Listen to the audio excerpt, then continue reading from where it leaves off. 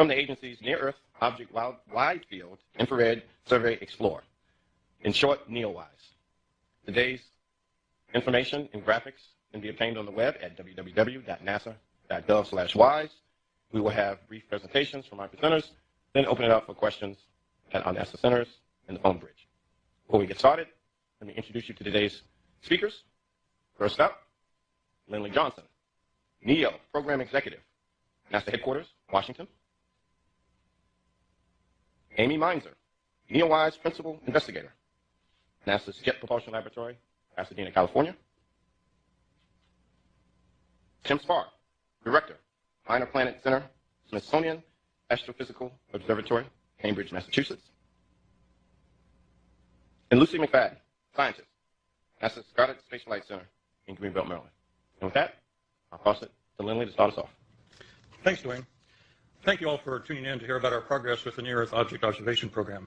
We're here today to provide an update of our understanding of the near-Earth asteroid population and announce achievement of some significant goals in finding our nearest neighbors in the solar system. Over the past 12 years, our work to find near-Earth asteroids has largely been done by several ground-based observatory teams. But in 2010, NASA augmented those efforts by enhancement of the ground processing of the data being returned by the Wide Field Infrared Survey Explorer. So one of the characteristics of NEOWISE is that it really was a fairly small telescope in a low Earth orbit. In fact, the telescope would kind of fit under your arm like this, so it's not particularly large. But by virtue of being in space and operating at infrared wavelengths, it's a very powerful telescope, and it turns out to be very good at finding asteroids and comets. Now, if you go to the first animation here, you can see a little representation of what WISE looks like going around the Earth. It's always pointing outward from the Earth, surveying the whole sky. And as the Earth goes around the sun, this allows the telescope to very quickly and efficiently carry out a survey of the whole sky. And in fact, it was so fast we were able to survey the whole sky twice in infrared wavelengths in only 1 year. And you can see here a little representation of the difference between visible light and the infrared light that WISE was able to. So this was a very efficient and effective way of surveying the sky. And the original purpose of the mission was actually to study cool stars in very distant galaxies, and it's doing a great job of that. However, it turns out to also be very good at. First of all, I find it really exciting that scientists continue to find things in the solar system, bodies in orbit around the sun, and objects that are close to our backyard in the near-Earth space.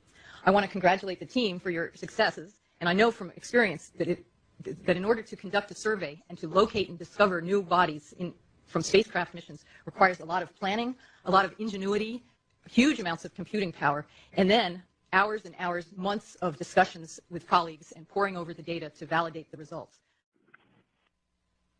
Thank you. I realize you're focusing on near-Earth asteroids today, but there's been so much talk about the potential for finding a Planet X or some sort of large body through the WISE survey. Can you comment on any status on that sort of search, or maybe even reassure people that Planet X isn't coming to get them next year?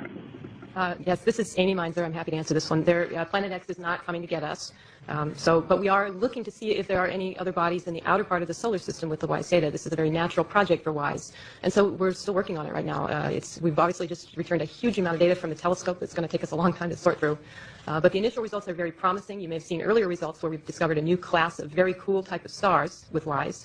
But the search is still on, and we don't think that there's anything that's hazardous in the outer solar system. We think that this is just a sort of if there is something out there, it would be a large body in a roughly circular orbit.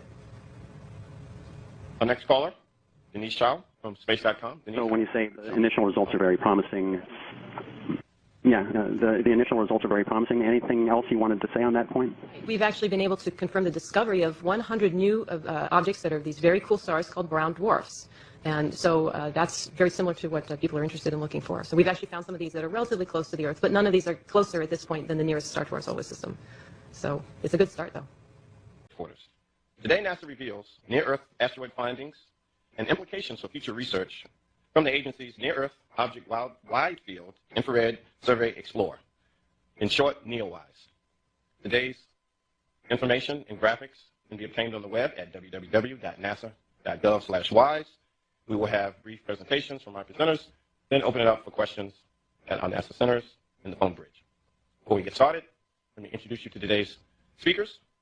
First up, Lindley Johnson, NEO Program Executive, NASA Asteroid Findings and Implications for Future Research from the agency's Near-Earth Object Wide Field Infrared Survey Explorer, in short, NEOWISE.